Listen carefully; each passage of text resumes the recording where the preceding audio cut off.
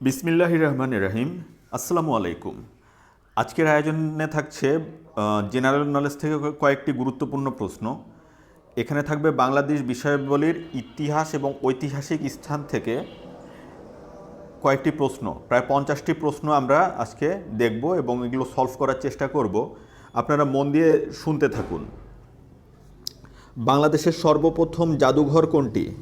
বাংলাদেশের সর্বপ্রথম জাদুঘর হলো বরেন্দ্র জাদুঘর। বাংলাদেশের প্রথম মুখ্যমন্ত্রী কে বাংলার প্রথম মুখ্যমন্ত্রী কে ছিলেন? বাংলার প্রথম মুখ্যমন্ত্রী ছিলেন এ.কে ফজলুল হক। কোন মুসলিম বিজেতা প্রথম বাংলা জয় করেন? বাংলা জয় করেন ইখতিয়ার উদ্দিন মোহাম্মদ বিন বখতিয়ার খলজি। বখতিয়ার খলজি কবে বাংলা জয় করেন? বখতিয়ার খলজি বাংলা জয় করেন 1204 সালে। প্রাচীন সুধারামের বর্তমান নাম কি? প্রাচীন সুধারামের বর্তমান নাম হলো নোয়াখালী। বাংলা সর্বপ্রথম ঢাকায় সর্বপ্রথম বাংলার রাজধানী স্থাপিত হয় কবে? ঢাকায় সর্বপ্রথম বাংলার রাজধানী স্থাপিত হয় 1610 খ্রিস্টাব্দে। চট্টগ্রামের নাম ইসলামাবাদ রাখেন কে? চট্টগ্রামের নাম ইসলামাবাদ রাখেন হচ্ছে শায়েস্তা খান। ব্রিটিশ বিরোধী আন্দোলনে প্রথম নারী শহীদ কে ছিলেন? ব্রিটিশ বিরোধী আন্দোলনে প্রথম নারী শহীদ ছিলেন প্রীতিলতা ওয়াদ্দেদার। আতিয়া জামে মসজিদ কোথায় অবস্থিত? আতিয়া জামে মসজিদ অবস্থিত হচ্ছে টাঙ্গাইলে।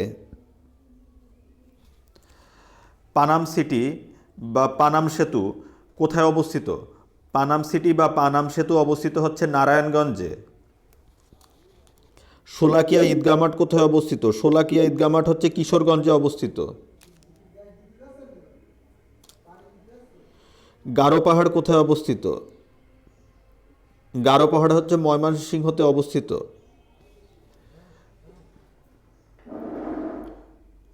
ষাট গম্বুজ মসজিদ কোথায় অবস্থিত? ষাট গম্বুজ মসজিদ হচ্ছে বাগেরহাটে অবস্থিত। বরেন্দ্র জাদুঘর কোথায় অবস্থিত? বরেন্দ্র জাদুঘর হচ্ছে রাজশাহীতে অবস্থিত। বাঘা মসজিদ কোথায় অবস্থিত? বাঘা মসজিদও রাজশাহীতে অবস্থিত।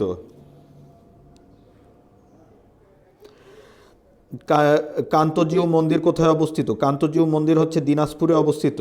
সীতাকোট বিহার কোথায় অবস্থিত? সীতাকোট বিহার হচ্ছে দিনাজপুরে অবস্থিত। কুসুম্বা মসজিদ কোথায় অবস্থিত? কুসুম্বা মসজিদ হচ্ছে নওগাঁতে অবস্থিত। পাহাড়পুর কোথায় অবস্থিত? পাহাড়পুর হচ্ছে নওগাঁতে অবস্থিত। ছোট সোনা মসজিদ কোথায় অবস্থিত? ছোট সোনা মসজিদ হচ্ছে চাঁপাইনবাবগঞ্জ জেলায় অবস্থিত। উত্তরা গণভবন কোথায় অবস্থিত? উত্তরা গণভবন হচ্ছে নাটোরে অবস্থিত।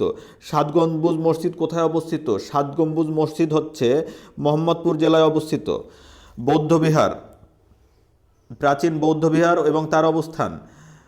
প্রাচীন বৌদ্ধবিহার হচ্ছে সোমপুর বা পাহাড়পুর বিহার। পাহাড়পুর বিহার হচ্ছে নওগাঁতে অবস্থিত। নওগাঁতে আরেকটি বিহার অবস্থিত, সেটা হচ্ছে ভোজ বিহার। সরি, ভোজ বিহার আমি ভুল বলছি। পাহাড়পুর বা সোমপুর বিহার হচ্ছে নওগাঁতে অবস্থিত। শালবন বিহার, শালবন বিহার হচ্ছে কুমিল্লাতে অবস্থিত। কুমিল্লায় আবার আনন্দ বিহারও কুমিল্লাতে অবস্থিত।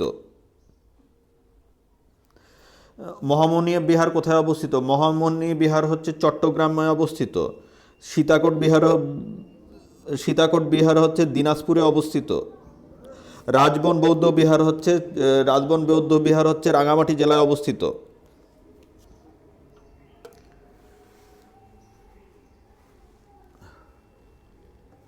জগদ্দল বিহার, জগদ্দল বিহার অবস্থিত হচ্ছে নওগাঁ জেলায় অবস্থিত জগদ্দল বিহার।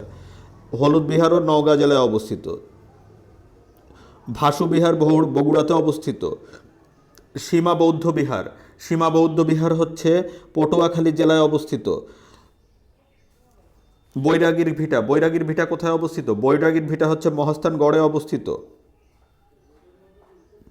ঢাকা পৌরসভা কবে প্রতিষ্ঠিত হয়? ঢাকা পৌরসভা হচ্ছে 1864 সালে প্রতিষ্ঠিত হয়। তেভাগা আন্দোলনের প্রথম বিপ্লবী কে ছিলেন? তেভাগা আন্দোলনের প্রথম বিপ্লবী ছিলেন হচ্ছে ইলামিত্র। ঢাকা গেট কে নির্মাণ করেন? ঢাকা গেট নির্মাণ করেন হচ্ছে মীর জুমলা। কাকমারি সম্মেলন অনুষ্ঠিত হয় কবে? কাকমারি সম্মেলন 1957 সালে অনুষ্ঠিত হয়। কে প্রথম চিরস্থায়ী বন্দোবস্তের প্রবর্তন করেন?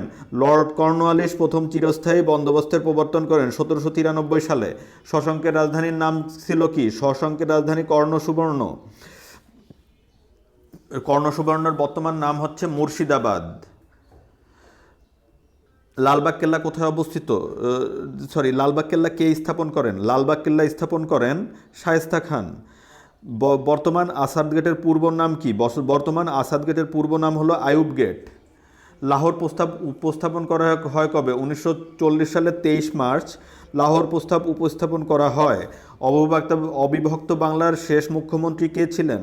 অবিভক্ত বাংলার শেষ মুখ্যমন্ত্রী ছিলেন হোসেন শহীদ সোহরাওয়ার্দী। উপমহাদেশের সর্বশেষ গভর্নর জেনারেল কে ছিলেন? উপমহাদেশের সর্বশেষ গভর্নর জেনারেল ছিলেন লর্ড মাউন্টব্যাটেন। বঙ্গভঙ্গ ঘোষণা করা হয় কত সালে? 1905 সালে বঙ্গভঙ্গ ঘোষণা করা হয়। পাহাড়পুর বৌদ্ধবিহারের অন্য নাম কি? পাহাড়পুর বৌদ্ধবিহারের অন্য নাম হলো সোমপুর বিহার। বাংলার প্রথম স্বাধীন নবাব কে ছিলেন? নবাব মুর্শিদ কালী খাঁ ছিলেন বাংলার প্রথম স্বাধীন নবাব। প্রাচীন বাংলার শেষ রাজা কে ছিলেন? প্রাচীন বাংলার শেষ রাজা ছিলেন হচ্ছে লক্ষণ সেন। বর্তমান বৃহৎ বরিশাল ফরিদপুর এলাকা প্রাচীনকালে কোন জনপদের অন্তর্ভুক্ত ছিল? বর্তমান বৃহৎ বরিশাল ফরিদপুর এলাকা প্রাচীনকালে বঙ্গ জনপদের অন্তর্ভুক্ত ছিল। এ কে ফজলুল হককে শেরে বাংলা উপাধি দেওয়া হয় কোথায়? এ কে ফজলুল হককে শেরে বাংলা উপাধি দেওয়া হয় হচ্ছে ভারতের লখনৌতে। প্রাচীন বাংলায় নিম্নের কোন অঞ্চল বাংলাদেশের পূর্বাংশে অবস্থিত ছিল? প্রাচীন বাংলায় সমতট অঞ্চল হচ্ছে প্রাচীন বাংলায় সমতট অঞ্চল বাংলাদেশের পূর্বাংশে অবস্থিত ছিল। নিম্নের কোন বংশ 400 বছরের মতো বাংলা শাসন করেছে? পাল বংশ 400 বছরের মতো বাংলা শাসন করেছে। ভিউয়ার্স, ধন্যবাদ। আজকে ছিল 50টি প্রশ্নের একটি আয়োজন। আপনারা এই প্রশ্নগুলো বারবার দেখতে থাকুন, ভিডিওটি বারবার দেখতে থাকুন এবং প্রশ্নগুলো আত্মস্থ করুন। আমার ভিডিওগুলো যদি আপনাদের ভালো লেগে থাকে তাহলে আমার চ্যানেলটি সাবস্ক্রাইব করুন। এই চ্যানেলে প্রতিনিয়তই ভিডিও আপলোড দেওয়া হচ্ছে, প্রতিদিনই ভিডিও আপলোড দেওয়া হচ্ছে। আপনারা নতুন নতুন ভিডিও পেতে বেল আইকনটি প্রেস করে রাখুন। সবাই ভালো থাকবেন, সুস্থ থাকবেন, অযথা সময় নষ্ট করবেন না। আপনি ফেসবুকে কিংবা ইউটিউবে রিলস দেখে অযথা সময় নষ্ট না করে আমার চ্যানেলের ভিডিওগুলো দেখুন। আপনার চাকরির প্রিপারেশনকে আরও এক ধাপ এগিয়ে নিয়ে যান। সবাই ভালো থাকবেন। আসসালামু আলাইকুম।